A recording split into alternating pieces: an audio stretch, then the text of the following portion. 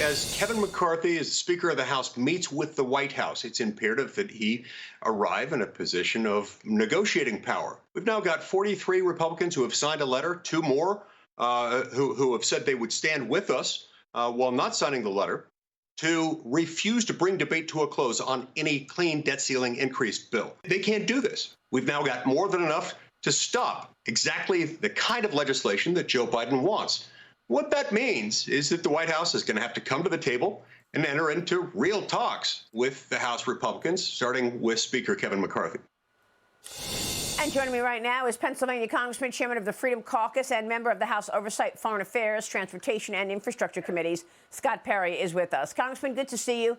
Thanks very much for being here. Do you feel that the Freedom Caucus is getting everything that you wanted in this deal? I know it passed, but of course, there were a couple of holdouts. Well, good morning, Maria. And look, nobody gets everything they want. But if you remember, the Freedom Caucus came out in early March with a plan, which is this plan that they're talking about. The plan that passed the House of Representatives nearly 2 weeks ago was 90% the Freedom Caucus plan. So, it's hard to get everything you want in Congress, but when you get 90%, you take it with a smile on your face. The question is after 2 weeks and months of doing nothing, is President Biden finally going to relent? Is Chuck Schumer going to come to the realization that we're not going to let the credit of the United States be downgraded again because we didn't take the correct action on spending? That's the last time credit was downgraded in the United States of America. It wasn't because we passed a clean debt ceiling bill. It's because we refused to address the spending crisis. And the House Republicans have passed the only bill in town. Well, the spending crisis has taken us to 40-year highs inflation. And now we've got even more dire expectations from the Federal Reserve. Yesterday, the Fed warned that banks' concerns about slower growth could lead them to make fewer loans, accelerating an economic downturn. This report from the central bank on financial stability is the first since 4 regional lenders collapsed. So we're finally hearing from the Federal Reserve, and they're saying that we're seeing a credit tightening and likely recession. How do you see it? Well, look, the warning signs have all been there, Maria. You've been talking about them. Of course, we saw some of the nation's largest banks, largest in history, collapse, and that's going to cascade right on down while inflation is raging and the president is saying he wants to spend over $7 trillion. Meanwhile, pre-COVID, we were spending $4.5 trillion and we were running deficits then. At the same time, China's making deals with Saudi Arabia and Brazil to not use the dollar or the petrodollar. The warning signs have been all around us. People can't afford gasoline. They can't afford fuel, food at the grocery store.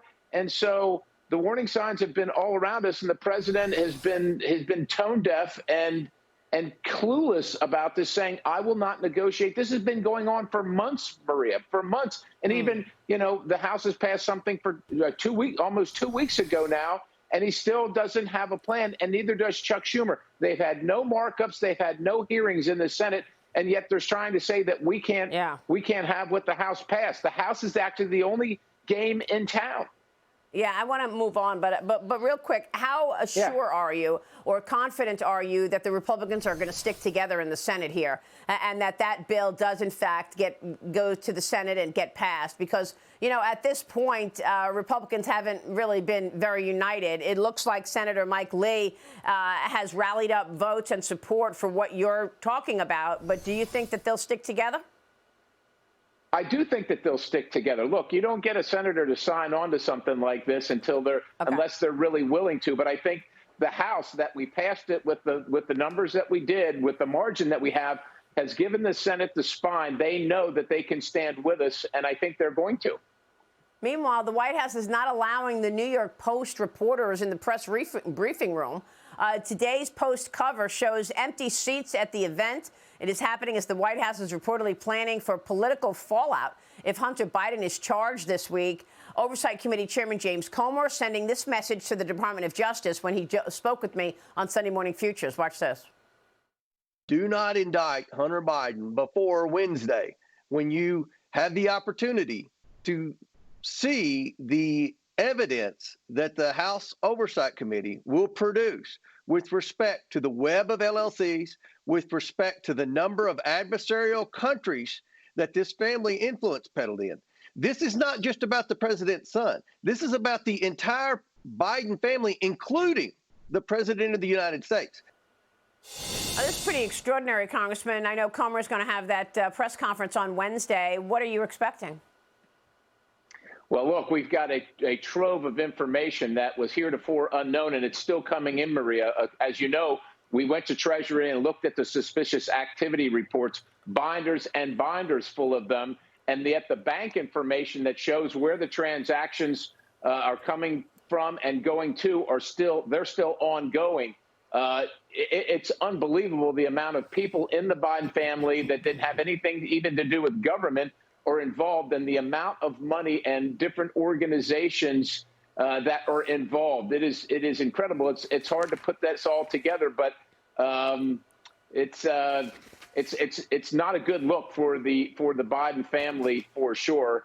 And it's also not a good look for the Department of Justice and the agencies that are supposed to be making sure that the law is equally applied. And the concern, among other things, is why haven't investigations been opened into things like FARA or, foreign interference? Why have there not been investigations into the family when this information has been known to the federal government? Remember, we got these suspicious activity reports from the Treasury. Now we're getting the information from the banks. All right, Congressman, we're going to be waiting for all of that evidence on Wednesday when James Comer kicks off that press conference. Good to see you this morning, sir. Thank you.